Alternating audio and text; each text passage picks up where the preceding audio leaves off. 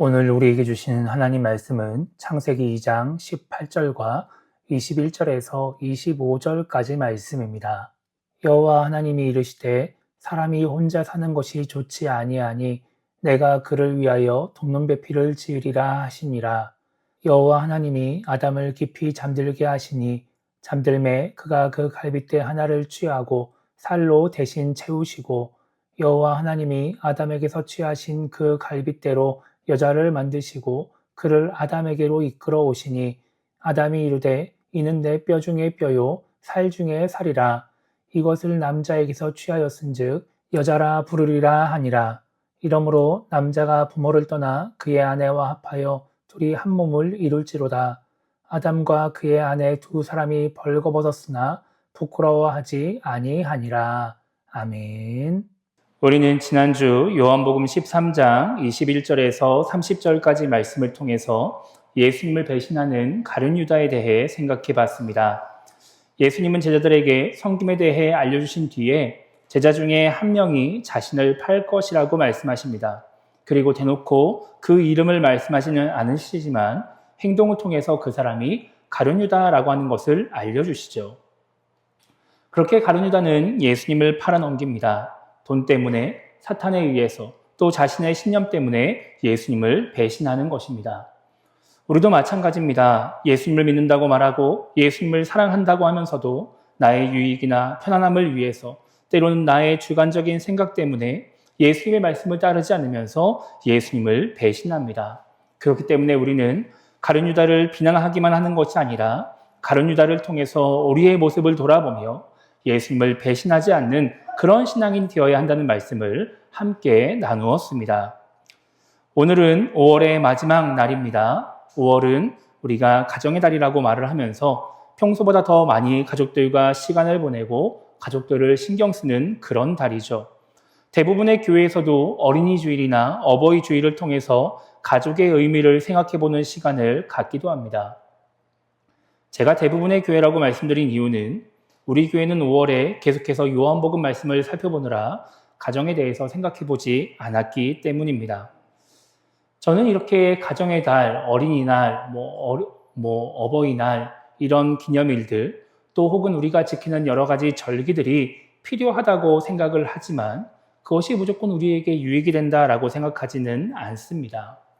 이런 기념일이나 절기가 바쁜 일상을 살아가느라 정신없이 살아가느라 잊고 살았던 것을 돌아보게 하는 장점이 있죠. 그런데 자칫 잘못하면 그런 기념일이나 절길 때에만 그 의미를 생각하게 만들기도 합니다. 그러니까 그 날이 문제가 있는 것이 아니라 우리가 그 날을 어떻게 대하느냐에 따라서 그것이 우리에게 유익이 될 수도 있고 유익이 되지 않을 수도 있다라고 하는 것이죠. 예를 들어서 5월을 한번 생각해 보세요. 여러분, 어른들이 평소에 아이들에게도 계속해서 관심을 가지고 사랑을 주다가 어린이날이 되어서 기념일이기 때문에 그날을 기념하면서 더 많은 사랑을 주려고 하는 것은 좋은 것이라고 생각을 합니다. 자녀들이 부모님의 은혜에 항상 감사하며 살다가 어버이날을 맞이해서 부모님의 은혜에 감사하는 모습을 보이는 것도 좋은 모습이죠. 그런데 평소에는 아이들에게 관심도 없다가 어린이날이라고 하니까 뭔가 선물을 사주면서 그렇게 어린이날을 기념하려고 하면 아이들은 좋아할까요? 좋아하지 않을까요? 좋아합니다. 엄청 좋아합니다. 어린이날이라고 뭔가 사주면 되게 좋아해요. 그런데 그렇게 하면 아이들이 선물을 좋아할 수는 있겠지만 선물을 준 그 사람을 좋아하지는 않습니다. 왜냐하면 평상시에 자기를 사랑하는지 사랑하지 않는지를 다 알고 있기 때문에 그런 것이죠. 여러분, 부모님들 한번 생각해 보세요. 평소에는 부모님의 은혜를 생각하지 않고 그래서 그 부모님의 은혜에 감사하지 않고 살다가 어버이날이라고 해서 카네이션 사들고 또 선물 들고 와가지고 부모님 은혜에 감사합니다라고 말하면 어떠세요, 여러분? 그래도 좋죠. 카네이션 받고 선물 받고 감사합니다면 좋습니다. 그런데 한켠에서는 씁쓸함이 남는 것도 있기는 해요. 요즘 제가 좀 느끼는 것 같아요. 우리 아이들이 그렇게 말을 안 듣고 있다가 어버이날이라고 부모님 감사해요 이런 거 갖고 오면은 야, 이게 무슨 의미가 있나라는 생각이 제 안에서 조금씩 들 때가 있는 것 같아요. 이럴 거면 평소에 말을 좀 잘 듣지 이런 마음이 제 안에 조금 약간 드는 것을 제가 올해 어버이날에 좀 느꼈습니다. 그러니까 이제 그렇기 때문에 그렇게 기념일을 지키면서 마음을 표현하는 것이 문제라고 말은 할 수는 없겠지만 그때에만 그렇게 하는 것이 옳다라고 말은 할 수 없지 않나 하는 생각을 해보게 되는 것이죠. 그래서 이 5월의 마지막 날, 이 가정의 달의 마지막 날에 가정에 대해서 생각해보는 시간을 가지려고 합니다. 그래서 가정의 달에만 가정을 생각하며 그 가정을 사랑하려고 애를 쓰는 것이 아니라 가정의 달이 지난 뒤에도 계속해서 가족을 생각하며 사랑하는 그런 신앙인이 되면 좋지 않을까 하는 마음으로 오늘 말씀을 준비해 봤습니다. 창세기 1장과 2장에는 창조에 대한 말씀이 기록되어 있습니다. 그 중에서 우리가 흔히 알고 있는 그런 창조에 대한 말씀은 창세기 1장에 나오는 말씀입니다. 정확하게는 창세기 1장부터 창세기 2장 3절까지 나오는 말씀이죠. 창세기 1장에는 하나님께서 6일 동안 이 땅을 창조하시는 모습이 기록되어 있습니다. 그리고 창세기 2장 1절부터 3절까지 말씀에는 그 모든 창조를 마치신 하나님께서 일곱째 날에 안식하시는 모습이 기록되어 있습니다. 그래서 이 안식하시는 모습을 그 말씀을 근거로 해서 후일에 안식일에 제정되어지고 그것을 지켜야 된다라고 하나님이 말씀을 하시죠. 이렇게 창세기 1장에 우리가 지금 사용하는 달력에 맞는 그런 창조의 모습이 기록되어 있다 보니까 많은 신앙인들이 이 창세기 1장에 나오는 창조를 기억하며 살아갑니다. 그런데 이어지는 말씀에 보면은 창세기 2장 4절부터는 에덴 동산에 대한 말씀과 조금 더 구체적인 인간의 창조에 대한 말씀이 나오게 됩니다.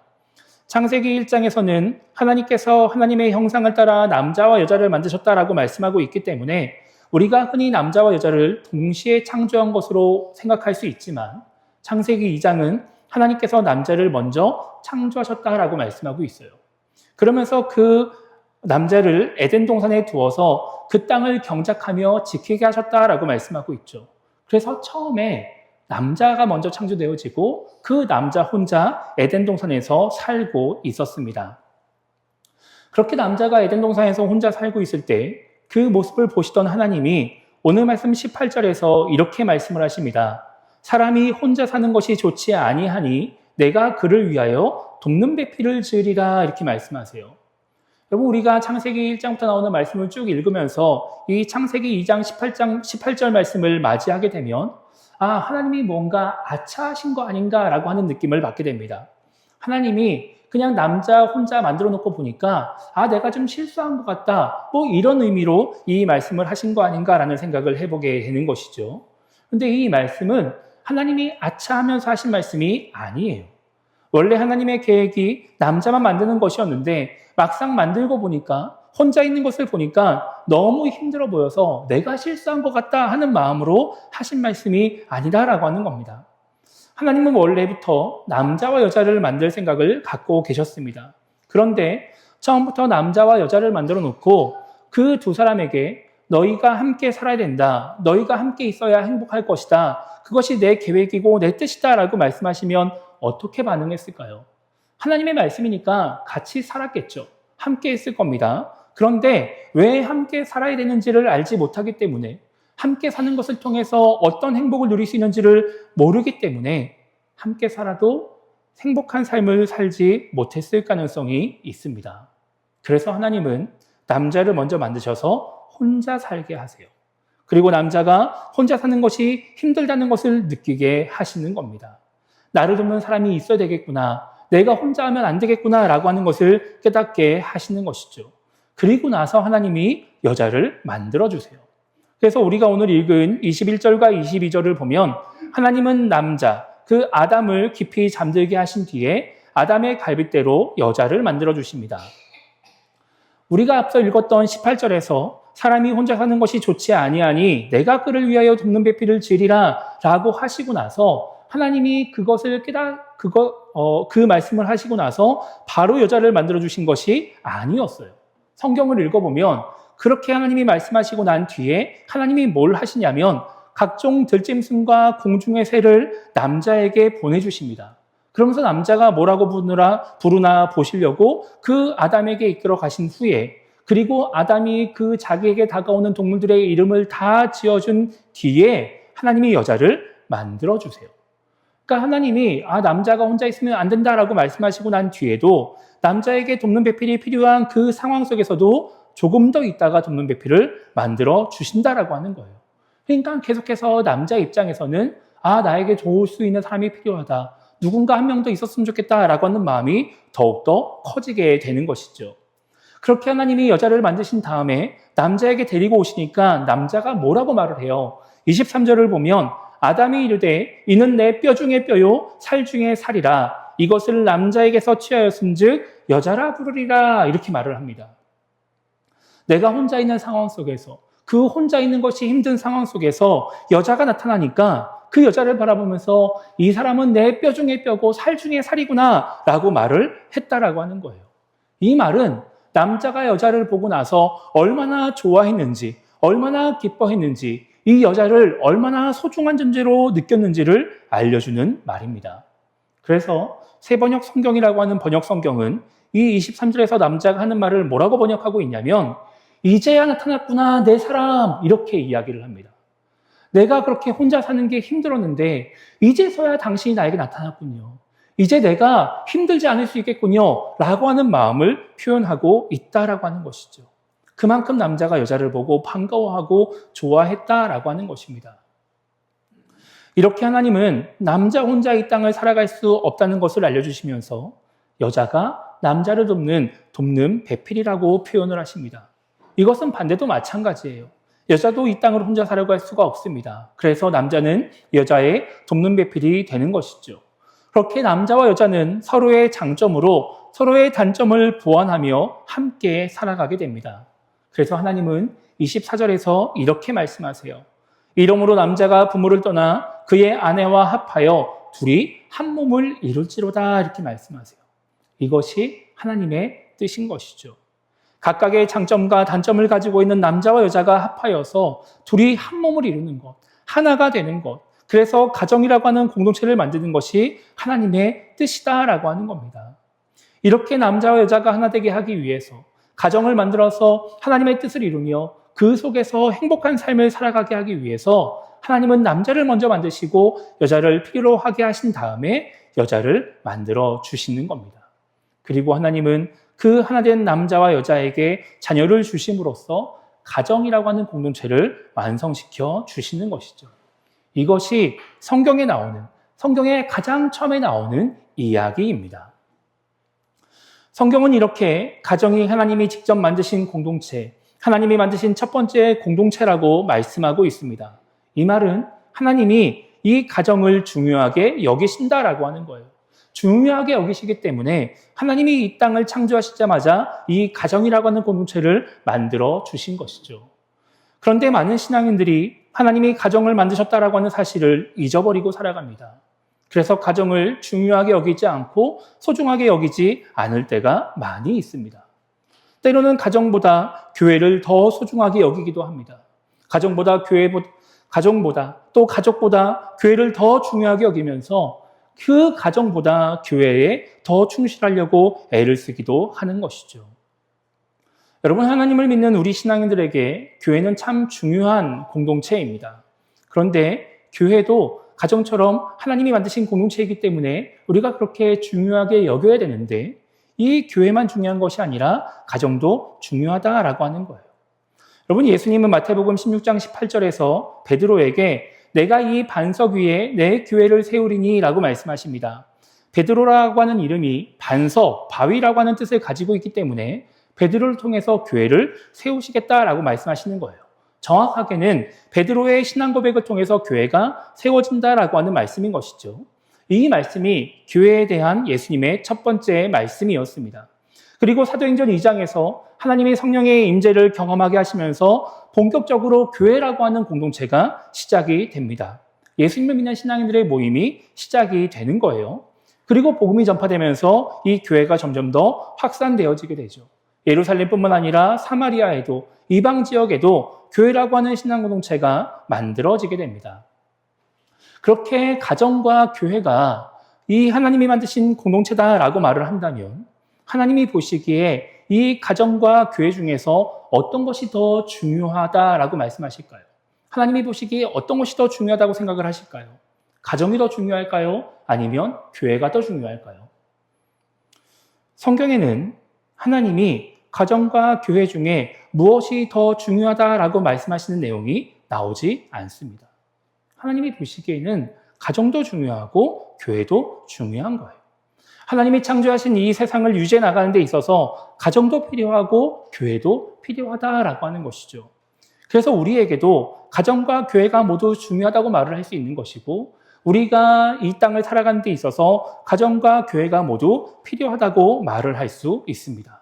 그런데 많은 신앙인들이 하나님이 만드신 신앙 공동체, 이 교회는 중요하게 생각하면서 하나님이 만드신 이 공동체, 가정이라고 하는 공동체는 교회만큼 중요하게 생각하지 않는 거예요. 여러분, 왜 그럴까요? 가정은 신앙 공동체가 아니라고 생각을 하기 때문에 그렇습니다. 가정은 나의 신앙에 영향을 주지 않는다고 생각을 하기 때문에 그래요. 그래서 많은 신앙인들이 교회에서의 모습은 많이 신경을 쓰고 교회에는 충실하려고 애를 쓰면서도 가정에서의 모습은 별로 신경 쓰지 않는 겁니다. 가정에는 충실하려고 애를 쓰지 않는 거예요. 교회는 나의 신앙에 영향을 주는데 가정은 영향을 주지 않는다고 생각을 하니까 가정에서의 모습은 나의 신앙과는 아무런 상관이 없다고 생각을 하는 것이죠. 그러니까 교회를 더 중요하게 여기고 교회에서만 잘하려고 애를 쓰고 그렇게 교회에서의 모습에 많이 신경을 쓰며 살아가게 되는 겁니다. 그런데 우리의 현실을 돌아보면 그렇지 않습니다. 신앙 공동체인 교회뿐만 아니라 가정도 우리의 신앙에 아주 큰 영향을 끼치게 됩니다. 여러분, 우리가 하나님을 아버지라고 부르며 살아갑니다. 예수님으로 인해서 구원받았기 때문에 하나님의 자녀가 되었기 때문에 우리는 하나님을 아버지라고 부르죠. 그래서 진짜 아버지, 가정에서의 아버지와의 관계가 하나님과의 관계에 영향을 줄 때가 있습니다. 제가 다른 교회에서 사역을 하면서 만난 청년들이나 성도들 중에서 이런 어려움을 겪는 사람들이 있었어요. 진짜 아버지, 이 땅에서의 아버지와의 관계가 좋지 않다 보니까 하나님을 믿는데 어려움을 겪는 거예요. 가정에서 아버지에게 학대를 받았거나 혹은 아버지와의 관계가 단절되어 있다거나 이러다 보니까 하나님을 아버지라고 부르는데 어려움을 느끼고 하나님이 아버지라고 말을 하니까 이 하나님을 믿어야 되나? 라고 하는 생각을 하게 되는 것이죠.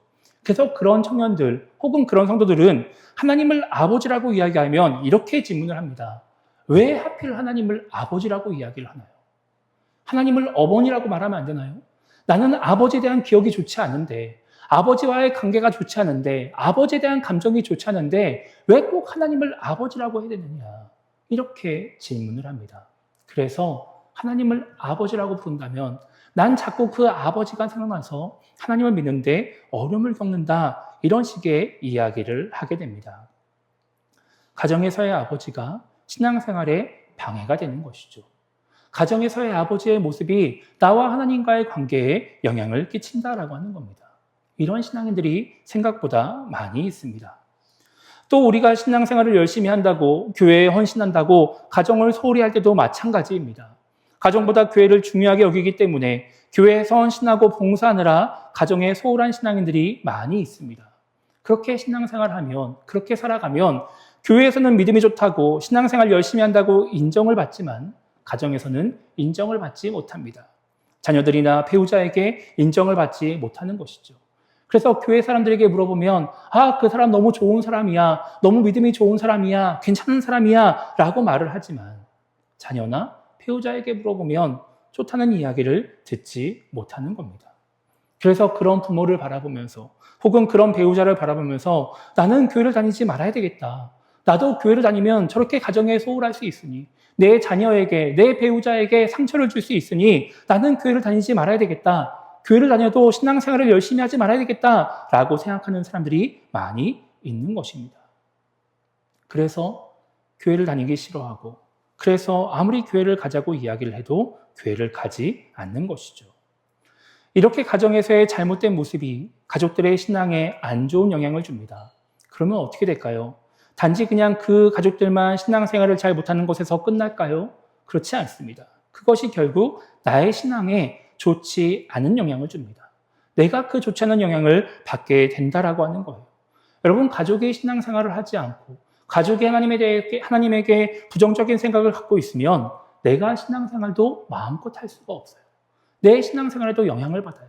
내가 가서 봉사도 하고 싶고 예배도 드리고 싶고 이것저것 막 하면서 하나님의 은혜를 누리고 싶을 때 그것에 제약을 받게 되는 겁니다. 내가 가족을 배려한다고 해서 그 가족이 원하는 대로 해준다라고 한다면 또 내가 드려야 될 예배를 드리지 못하면서 내 신앙의 영향을 받기도 하는 것이죠. 그러니까 내가 가정은 내 신앙과 전혀 상관이 없다라고 생각해서 가정을 소홀히 하며 교회만 중요하게 여기고 그렇게 내 신앙을 위해서 한다고 했던 그 모든 행동들이 결국 나에게 좋지 않은 영향으로 다시 돌아올 수 있다라고 하는 거예요. 가정은 신앙 공동체가 아니기 때문에 내 신앙과 상관이 없다라고 생각하는 그 생각이 잘못된 생각이었다라고 하는 것이죠. 그래서 하나님은 우리에게 가정을 만들어 주신 겁니다. 가정만, 교회만 중요하다고 말씀하시는 것이 아니라 가정도 우리에게 중요하다고 말씀을 하고 계시는 것이죠. 말씀을 마치려고 합니다. 제가 다른 교회에서 사역할 때 청년들을 대상으로 결혼 예비 학교를 진행한 적이 있었어요. 그때 강사 목사님이 이런 말씀을 하셨어요. 배우자의 중요성에 대해서 말씀을 하시면서 우리가 지금 함께하는 가족들 중에서 유일하게 내가 선택할 수 있는 가족은 배우자밖에 없다, 이런 말씀을 하셨습니다. 맞는 말이죠. 여러분, 우리가 이 땅에 태어나면서 부모를 선택할 수 있나요? 선택할 수 없습니다. 자녀를 낳을 때 자녀를 선택할 수 있나요? 선택할 수 없습니다. 성별도 내가 선택할 수가 없어요. 그래서 우리는 부모나 자녀에 대해서 하나님이 만나게 하신 사람이다, 혹은 하나님이 보내주신 사람이다, 그래서 가족은 하나님이 나에게 주신 선물이다, 이런 식의 이야기를 하게 됩니다. 그런데 그렇게 내가 배우자를 놓고 고민할 수 있고 배우자를 선택할 수 있다고 해서 배우자와 하나가 되는 가정을 이루는 것이 나의 의지만으로 되는 것은 아닙니다. 예수님은 마태복음 19장에서 오늘 말씀 창세기 2장 24절 말씀을 인용하시면서 부부는 하나님이 짝지어 주신 것이다 라고 말씀하십니다. 그리고 하나님이 짝지어 주신 것이기 때문에 사람이 나누지 못한다라고 말씀을 하시죠. 그렇게 따지면 내가 배우자를 선택하는 것 같고 내가 나의 의지를 따라서 가정을 이룬 것 같지만 그 배우자도 이 가정도 결국 하나님이 보내주신, 하나님이 만들어주신 것이다라고 우리가 생각할 수 있는 것입니다. 그렇기 때문에 우리가 지금 속해 있는 가정은, 우리에게 주어진 가족들은 하나님이 만들어주신 공동체인 것이고 하나님이 우리에게 주신 사람들입니다. 그래서 우리는 이 신앙 공동체인 교회만 중요하게 여기는 것이 아니라, 그래서 교회 생활에만 최선을 다하는 것이 아니라 가정도 중요하게 여기는 신앙인, 가정 생활에도 최선을 다하는 신앙인이 되어야 하는 것입니다. 우리 모두가 그렇게 교회뿐만 아니라 가정도 소중하게 여기고 가정에 충실한 신앙인이 됨으로 말미암아 하나님이 첫 번째로 만들어주신 이 가정 공동체를 통해 삶의 행복과 신앙적인 유익을 누리며 하나님의 은혜 가운데 살아가게 되기를 주님의 이름으로 축복합니다.